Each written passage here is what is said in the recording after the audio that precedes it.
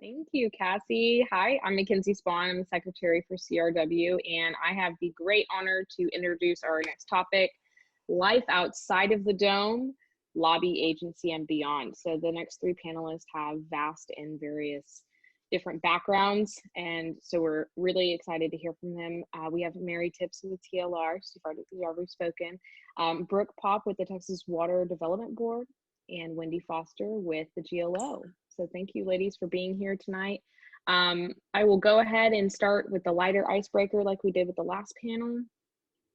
And the question is, if you could live in one sitcom, what would it be?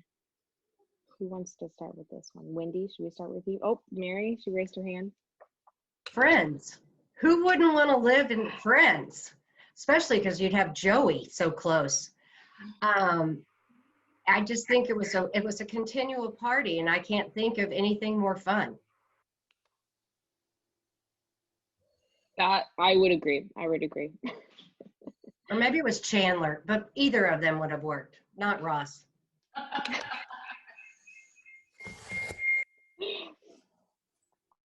think I would probably live in the office. I've been on a big office kick with my two little kids. They are obsessed with Dwight. And I feel like every agency I've worked at has had some aspect of those characters included. So I think it's just such a loving, colleague-driven environment. And that's where I'd feel comfortable with. But I'd like to say one thing. This last panel talked a lot about mentorship. And one of the greatest mentors of my career is on this great chat tonight, and that's Stacey Napier. And she's just the most fantastic woman. There she is, trying to make her proud. She really taught me how to manage people. Like, I went to law school, passed the bar, know how to practice law, no policy, but she taught me how to actually manage human beings, because it's really hard, and there is no one better than Stacey at that. So hats off to Stacey. I think that leaves me, and I'm going to throw back to, this will show my age probably, but I'm a total Seinfeld fanatic. And I love the king of one-liners, and Elaine is just enough neurotic for me, and I can't dance either, and I could live in their world all day long. And get to live in New York when it was still New York pre-pandemic, any day of the week. So, yeah. That was good answer. I love that. All right, well, the second question, we'll go right back to you, Wendy. What is one habit that will make your first 30 days more difficult on the job? I would say well, this is different. This session is different than anything we've ever done. So this is my 13th session. I started in 1997 with Speaker Laney, and things back then are totally different than what they are now. But I would say the one thing that I started when I was 21, being 45 now, forgetting to breathe and forgetting who you are is the biggest thing. Sometimes when we walk into the Capitol or we're calling, we get, especially and I don't mean to pick on younger people, but sometimes when you're starting in, ego starts to play in a little bit more than maybe it should. Wearing the suit makes you feel like you've got a suit of armor. And sometimes you've got to know who you are when you walk into that office, and you need to know who you represent, and you need to know what you believe and know what you're fighting for. And forgetting a sense of self is a sure way to not make a friend very quickly. When you know what you stand for, then you know what you will not fall for and what you won't be pulled into. And I think if you don't set that tone with staff and with lobbyists and with members very soon in the session, then you're going to have to be playing keep up, and you're going to have to remember what role you played early on instead of just being yourself. I love that. I love that. Brooke? Wendy, I agree 100%. I mean, you have to walk in knowing who you represent. I represent Governor Abbott. Everything I do should bring him some sort of pride. I know I need to bring the people of Texas the service they deserve. Being an appointee is a really big deal. My integrity is a huge deal. It's everything to me. I've worked for 15 years to get where I am. I've worked a lot at the Capitol, and there are a lot of people that will try to bring you down and try to just chip away slowly at your integrity, and you can't do that, and you shouldn't. Hi, Heidi. Yes, I'm sorry, working mom right now. But yes, being rock solid in your message and what you can and can't negotiate with is very, very important. Sorry, my daughter just went to the bathroom right now. I'm so sorry. This is my virtual circus, and you know, Bless you. apologies. Mary, do you want to answer that one? Well, I'm going to give a different, I think it's, and I appreciate all the moms and everything you guys have done for the last year during this pandemic. I don't think you guys get enough credit. I'm going to give a different advice altogether. Don't eat all that free food just because someone delivers it. It has calories. And if you start off eating it, you're not going to stop eating it. And by the end of the session, you are not going to be a happy person. Get exercise whenever possible. If you can get out of your desk, go walk around the Capitol and get some D3. Let's all face it, pandemic, that helps. But also it clears your head and it gives you a chance just to breathe, like Wendy said. It's really important because as the session goes farther along and gets more complex and things are going, you don't even know what's happening. In this session, another good point Wendy made, there's so much unknown, and the anxiety level I think is going to be higher than ever. Don't eat it. Get some exercise. Mary, can I offer an additional tidbit to Please. that? My daughter exits from the restroom. Be careful with happy hours. You probably won't see a lot of these women at happy hours. You won't see Stacy at a happy hour. You won't see me at a happy hour. You can probably count on one hand how many happy hours or like fun, good times we ever go to, because we have actual work to do and we have children to raise, and nothing good ever happens after 7 p.m. ever. You can miss out on those things and go home and be a serious human being. I felt a lot of pressure my first few sessions to constantly go out and accept these invitations that these great lobby groups would send out. But that's not where I'm getting work done. I'm getting work done in the office because I'm an adult. So never feel that pressure. And it's really bad for you too. Like the exercise and the healthy food's important as well. I want to point out Cassie did make a good point, except for the CRW happy hours. Oh, well, Please of course. go to those. Okay. Of course. Those are excluded. Those are great. Thank y'all. All right. So I just want to remind y'all, if you have any questions, put those in the chat and we'll read from those. We have our last question for the panel right here. So you've all been staffers in the building, but transitioned out into other roles. So what is the biggest skill or lesson that you learned in the building that's come in handy outside of the dome? And Mary, you want to go first? Well, I have to admit, I've never been a staffer. Same. Yeah, came from this completely from the outside, and just had a serendipitous occasion to meet the people at TLR and get hired. But on that note, it goes back to what everyone the first panel said: be kind and ask questions and have integrity, and just do what you can do every day to get in front of as many people as you can, and broaden your scope. There's not one person in that building, that wonderful woman who's in the tacos line at the cafe, to the person who serves for, you know, the governor. Those are all people you need to know, and they're equally as important. Yeah, Mackenzie, I would agree with that. My dog is going to bark because your dog is barking. Okay, I am going to let Wendy answer, and I'm going to go put up the dog. I was going to say that you just can't take anything personal. One, it's never about you, ever. It's not even necessarily about your boss. A lot of times in their legislation, you always put Texas first. We're all servants of the state. We need to remember who we're here for and who we're here to serve. I would say you put Texas before party. You put Texas before policy. Governor Bob Bullock always said, God bless Texas. It wasn't God bless Texas to my county line or to my district line or to my party line. It's about the state and what you do to better the state that you live in for our children and our grandchildren. And I think we've got to remember that it's not about us.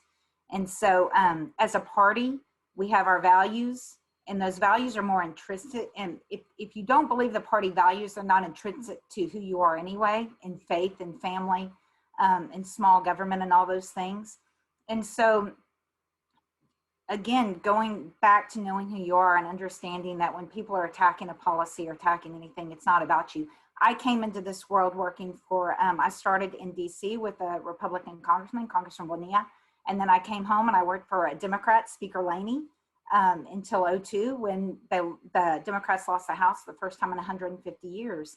And some of the members are still around. The Democrats of back then would be Republicans today, to be honest with you. It's funny how, the range of political parties change, and they're still great friends.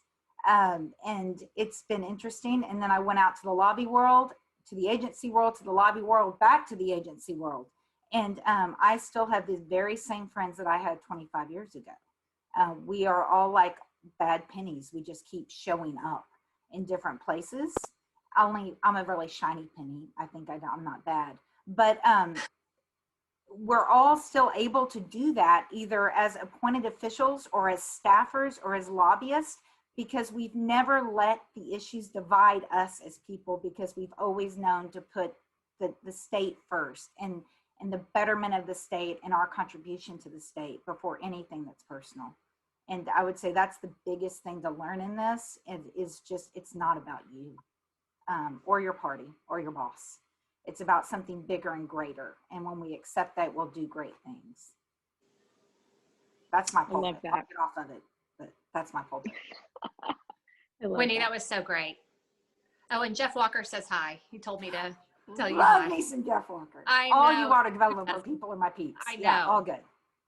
It's actually very interesting. 2 out of the 3 panelists tonight are Water Development Board girls or ladies. So water world transcends. Water dorks unite. Yeah. Water dorks. I never actually worked at the Capitol. I initially started fresh out of law school working for Governor Perry's office in DC at OSFR, and then got a call to come work for then Attorney General Greg Abbott, and then got a call to work for Glenn Hager, greatest controller ever, and then got a call to take the job at the Water Development Board. So it feels like I've worked at the Capitol my whole life, but I really haven't. I've been an agency gal. And I would say what I have learned being agency world is you can never be above a task.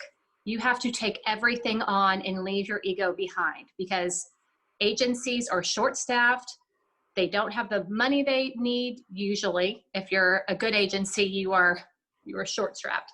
And you just need to be wearing all your hats. And that's where I've come from. And even as a board member, I'm doing charts and graphs on litigation for my general counsel, just because I know that they are so swamped with contracts. I can help out and, take some stress off of them. And I do that willingly and happily, because that is my job. The other thing I've always learned is call everyone back, not text, because texts get kind of annoying unless they're important. But if someone calls you and needs an answer, call them back. It doesn't take long. It makes them feel good. They get an answer. Be truthful. That'll be fine. And then third, the kindness thing, incredibly important. The guy that I hired to work for me for the first session at Controller Hager's office is now my chief of staff. So if you want to get to me, you have to go through him. And he's an exceptional, professional, but people in 2015 probably didn't give him any second thought because he was just lowest on the totem pole. But brilliant guy, hustled, did what he needed to do, and now he's my chief of staff. So it's really not hard. I keep trying to tell my kids this. The road to success is not hard. You just have to really want it, and you have to actually have the heart for it. I definitely agree with that. I was in an admin role my first session, and then the next session I was an LD, and there were people that I remembered. So, did anyone else have to add to that? We have a couple more questions that came through. Okay, I'll go to this next one. This is a great one. When do you think that it's a time to move on? And if it is the time to move on, how do you find your next opportunity? Oh, I have a good, this is mine. I got this one. So 85th legislative session, y'all remember, Brittany probably remembers well, it was a fist fight. It was a literal fist fight on the House floor. We sine-died to a fist fight. I had bills that didn't make it because the Republican senator didn't like the Republican House member. They just died. They just refused to negotiate. I could not talk sense into anyone. I had, God bless them, the Freedom Caucus kill 2 of my bills on local because they did not like the caption. It had never happened to me in my professional career. Just that amount of animosity that was unnecessary and not rational and not good policy. And it broke my heart, y'all. The first time in such a long time, I thought, I don't know if I can do this anymore. Like this is taking it out of me. And I have 2 kids at home. And if I can't get my legislative agenda passed, what good am I to my boss? And I prayed on it a lot. And I think Glenn knew that I had a really hard session, and he never held it against me because I got 80% of my bills passed, but the 20% I didn't get, I just could not let go of. And talked to my husband and prayed about it. And I will say, I knew it was time to move on, but I wasn't brave enough to do it. But then Governor Abbott came in and asked me to move on. So I think really meditating on it and praying on it and kind of putting those feelers out, like it might be time for me to transition to a different role, really helped. And I know it sounds so corny, but I really think it was, at least 50% a God thing for me, because it got me to the next level of where I could kind of get out of the fray and really focus on what I wanted to do. And that was to truly help the citizens of Texas in some capacity. And now I get to provide water to everyone. And water is really important. Right, Victoria? I think she's around here somewhere. Yes. Yes, so emotional, and it's such a cheesy answer, but it was a really big deal to me. Like, who leaves Glenn Hager? He's the greatest dude on the planet. But it was time. So I think a lot of people can relate to that. Yeah, sorry, go ahead, Wendy. I had to leave. We left Speaker Laney's office because of an election, because George W. came in and took it, and it was, and never looked back, and it wasn't a big deal. But every other position that I've held after that, I lobbied on behalf of my family for a number of years on a water lawsuit that took us 18 years to finish, which is how I became a water dork. And from there, that took me into Winstead, to a law firm that then took me into the Water Development Board, that then took me back to lobbying, that then took me back to the GLO. But on all of those times, I have to say, you as a educated, smart person, woman, man, I don't care, you trust your gut. And when something's telling you it's time to move on, it's a God thing, it's a gut thing. And if you have to second check guess yourself, go and find somebody that's smarter than you, that you trust and respect. Whether that is a mentor, whether that's someone you want to be a mentor, call me, I don't care, and talk through it. But always trust your gut. When I went to the Water Development Board, I did not leave there because I didn't love the people. That was not the case. The political winds were changing because of some actions of a few people. And I, as a person in my position as director of GR, did not want to defend the actions of a few when it could benefit so many in the long run. And so instead of taking that role, I literally wrote a resignation letter on Tuesday. I left the office on Tuesday and I never went back and started a lobby practice on Monday. And I don't regret that decision because I knew the agency would live on, the legacy of the agency would move on, and I trusted the leaders of the state to do what I knew that I could not stand in the way of progress for. But nobody told me to do that. That was just knowing me and trusting my gut. And I think we as women and as young staffers need to be able to trust ourselves. You're not stupid people, and we don't work around stupid people, and give yourself some freaking credit and stand up and own it. And just take control of your life in that way and put your faith into it and go on. You're going to have friends. We've got safety nets in this world, in this political world. We are lucky enough to live in a pretty closed environment that's pretty close knit. And we all have friends we can fall back on. So unless you do something incredibly stupid, you're always going to have the safety net to fall back on to take your next step. I would like to point out, Wendy keeps talking about friends. Having a really tight-knit friend group, or I have my squad that are a mixture of lobbyists and PR people, and I have Stacy, and Stacy's actually one that talked me into taking the Water Development Board job. She really did. She said, how could you not take this job?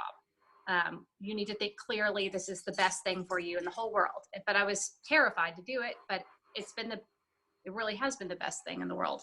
But you have to have a group of women you can depend on, where you can call them and ask any question. Nothing should be off limits, and say, is this weird? Or should I be upset? Or am I doing the right thing? And know that they're going to give you that 100%, sometimes painful, honest answer. Those relationships with women are integral in your professional development and also just your personal life. I mean, what would you do without your girlfriends? Not in a weird Sex in the City thing, but just, just friendship. Henry, I used the word sex, and my son heard me and just called me out. Y'all, Precious. I'm so sorry. Anyways, girlfriends. Made my ears perk up too. Okay. Yeah. Good times. Oh, Brittany says hi. Mary, Yep. did you want to add on to that? No, I think everybody's covered it. And, I just will say this business is kind of like that game you play at a fair where you hit the bop, there's that thing and you hit it, and you never know where someone is going to show up again in life, at the Capitol or an agency. And just remember that if you get angry, just take a deep breath and be a better person.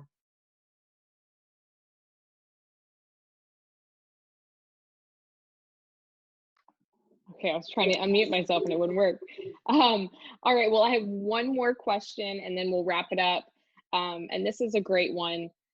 If you are the only woman in the office, how do you succeed in those types of environments? I know we have men on the call tonight, but we're going to bring it back to us.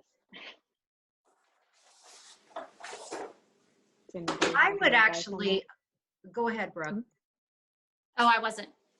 No, I was actually, because neither Brooke nor I have worked in the Capitol, but I know that there's some incredible women on this Zoom call that may have been in that situation, and I would hope that you would speak up. I'll start. Stay classy. You don't have to be a boy. You don't have to make the jokes. You also don't have to stand for them. You can be classy. The greatest skill a woman can learn, one of the greatest skills a woman can learn in politics is learn how to shut somebody up with a smile and not piss them off. And there's a simple elegance in that, and there's a certain level of class in that. And and it's a great thing to be a woman in politics right now, just in Texas, regardless of national platform. And just don't forget that you're there and you can put your lipstick on and put your heels on and own it and just be classy. Just be a professional, and it's not about being a woman, it's about being a good staffer. I don't care if you're a woman or a man. If you do your job and you do it well, I'm going to hire you. And I'm going to want to work for you. And so it's, yeah, just do your work. I agree with that. I don't think I've ever treated well, I know I've never treated my male staffers differently than my female staffers. I just have high expectations of the people who work for me. I will say, I think that more eyes are focused on female staffers. I think it's easier to hurt your reputation. That's why I have that happy hour rule where I'm just not at happy hours, because I don't want to put myself in any sort of position where I have an uncomfortable situation happen. And I'm not saying to not lean in or take yourself out of the game. I just know for me, I would rather work in the daylight hours with adults and professionals rather than try to have those conversations at 6 o'clock when someone's already had a cocktail. That being said, classy is a big deal. I have 2 children. I don't want them ever to hear that their mother was rude, condescending, not a good human. But I've also learned from the best to stand my ground. So if I'm right down, I will be very polite about it, but I am not back down on a policy issue,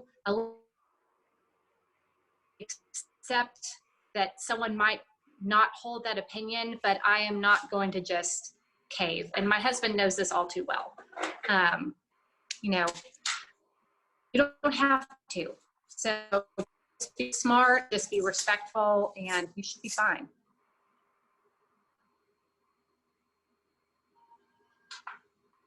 I very much so agree.